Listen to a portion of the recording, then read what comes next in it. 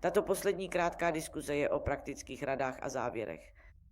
Praktické rady převzaté z dokumentu Ministerstva zdravotnictví, který byl vypracován speciálně pro osoby, jež se poprvé setkávají s jedinci trpícími poruchami příjmu potravy. Body, na které je třeba si dávat pozor. Dietní omezení, které se může projevit jako držení diety, vylučování určitých potravin nebo skupin potravin, vynechávání jídel, konzumace potravin s velmi vysokým obsahem vlákniny, neustálé počítání kalorií, pití velkého množství tekutin, dietní nápoje, změna stravovacího stylu přechodem na veganskou nebo vegetariánskou stravu, nadměrné fyzické cvičení, což znamená sportování i nad rámec požadavků trenéra, častý pohyb za účelem hubnutí, záchvatovité přejídání, které jsme již podrobně definovali, takže to nebudu opakovat, a sebou vyvolané zvracení. Dalšími body jsou starost o tělesný vzhled, se kterým lidé s poruchami příjmu potravy nikdy nejsou spokojeni.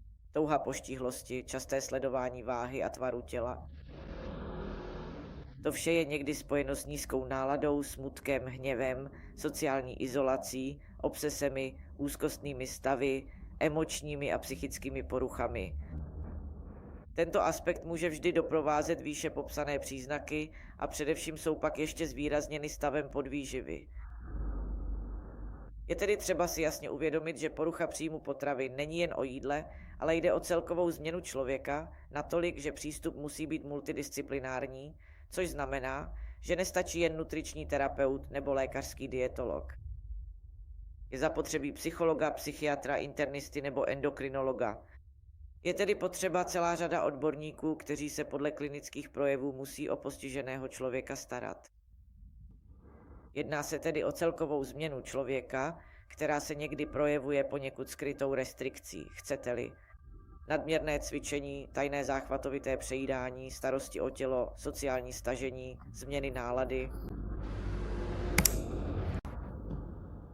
Je důležité si uvědomit, že ačkoliv typický věk pro poruchy příjmu potravy je mezi 12 a 25 lety, dochází k postupnému snižování věku nástupu, ale také ke zvyšování věku, ve kterém je možné onemocnět. A stále častěji tento problém začíná postihovat i muže. Takže v tomto ohledu se sdělení netýká jen dospívajících a nejen dívek. Pokud jde o to, proč je porucha častější u žen, zejména anorexie nervosa, víme, že to často souvisí se změnami tvaru těla během puberty, kdy dochází k fyziologickému nárůstu tělesného tuku, což může vést k nespokojenosti.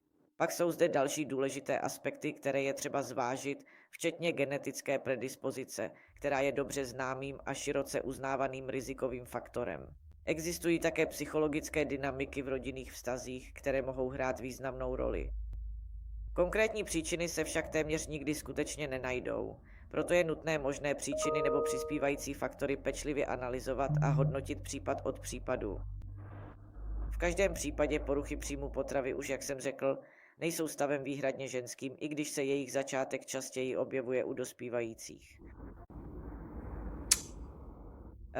Zkoumali jsme vztah s obezitou. Nadváha a obezita jsou v některých případech příznakem záchvatovitého přejídání. Připomínám, že ne každý, kdo má nadváhu nebo je obézní, trpí záchvatovitým přejídáním a je velmi důležité to říci. Existují zásadní rozdíly a nadváha nebo obezita v dětství a dospívání patří mezi hlavní rizikové faktory, protože velmi často ti, kteří mají nadváhu už jako děti, začali také dříve s restriktivními dietami nebo čelili kritice či posměškům od vrstevníků a dokonce i členů rodiny.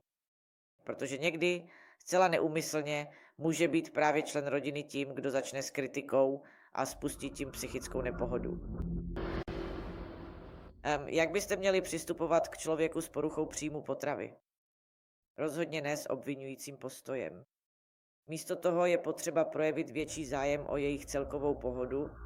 Důležité je přesunout pozornost od váhy a zaměřit ji na celkovou pohodu, protože další soustředění se na posuzování štíhlosti nebo nadváhy, stejně jako na vzhled těla, jen dále zhoršuje psychickou nepohodu, nutí člověka se bránit a zvyšuje jeho utrpení. A proto by nikdy neměly zaznívat soudící výroky ohledně fyzického vzhledu. Místo toho byste o tom měli mluvit spíše nepřímo a spojit svůj komentář s celkovým zdravotním stavem. Například můžete říct něco jako vidím, že jsi unavený, nebo zdáš se být méně klidný než obvykle. Nebo se jednoduše zeptat, jak se máš.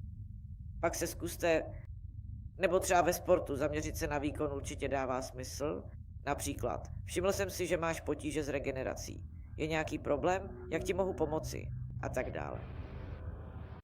Je samozřejmé, že neklinický pracovník by se v žádném případě neměl chovat jako lékař, ani by se neměl snažit nahrazovat odborníky.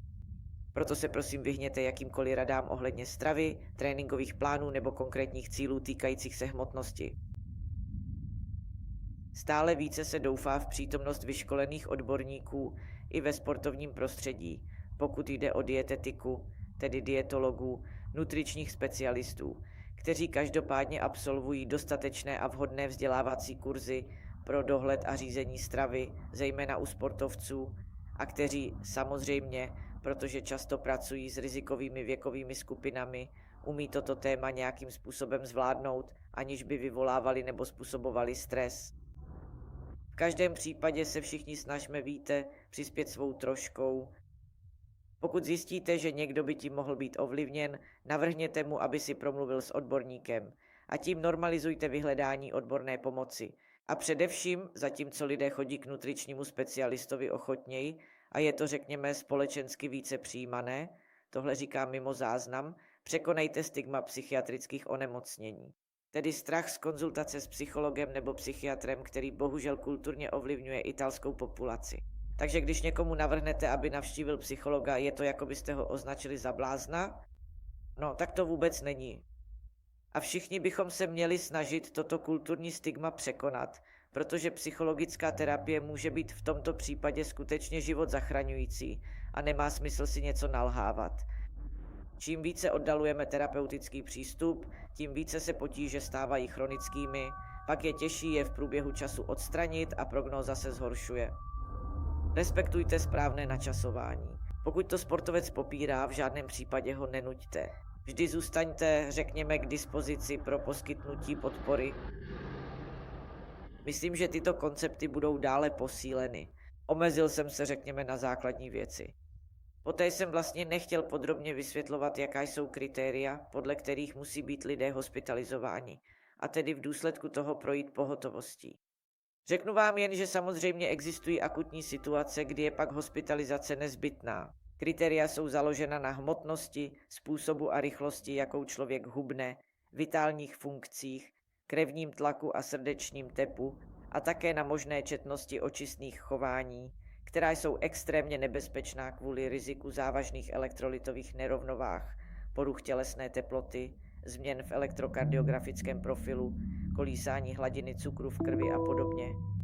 Je zřejmé, že tato kritéria pro přijetí do hospitalizace, která vám ukazuji, musí být samozřejmě součástí odborných znalostí lékařů a zdravotnických pracovníků, kteří pak musí pacienta osobu vést k vyhledání pohotovostní služby. Je také velmi důležité pečlivě odhalit jakékoliv možné sebevražedné sklony mezi vším, o čem jsme diskutovali. A pokud jde o dospívající a děti, je naprosto nezbytné sledovat nedostatek očekávaného růstu, což je skutečně velmi pečlivě a pozorně sledováno lékařskou komunitou, ale také rodiči. Uzdravení je možné a můžete se z toho zotavit. Bohužel ne všechny případy končí dobře. Jak jsme již řekli, úmrtnost je stále vysoká. Nicméně celkově ti, kteří vyhledají léčbu včas, často mohou dosáhnout úplného zotavení. Včasný zásah a správná lékařská péče mohou skutečně ovlivnit výsledek. Léčba je nyní specializovaná a standardizovaná. Klíčem je samozřejmě obrátit se na správné odborníky a je důležité, aby léčba byla jak specializovaná, tak integrovaná. Takže mé hlavní závěrečné poselství v tuto chvíli je následující. Poruchy příjmu potravy nejsou jen o jídle, ale také o vztahu k vlastnímu tělu, emocím a kontrole. A tělesná hmotnost není spolehlivým jediným diagnostickým kritériem pro stanovení diagnózy. Takže hmotnost může být klamavá. Můžeme se také setkat s extrémně hubenými lidmi, kteří poruchou příjmu potravy netrpí.